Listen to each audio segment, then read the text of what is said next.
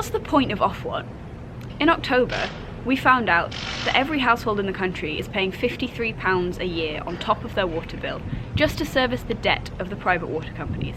And that's debt that only exists because of the ridiculous dividends that they're paying out to their shareholders. That's just one example of the bad behaviour of our private water companies in the 30 years since privatisation. Ofwat, as the industry regulator, exists to hold these companies to account and to make sure they consider the interests of the consumers, the customers, us. We rely on Ofwat to do this because under privatisation, we can't exercise any control over the private water companies. But Ofwat has completely failed for 30 years now to have any impact on the financially irresponsible, profiteering behaviour of water companies in this country. They take no position on the level of debt of the water companies, despite the fact that our bills are higher because of paying the interest on that £51 billion black hole. They're not fussed that the companies have offshore shell accounts, or that they pay their directors eye-watering sums.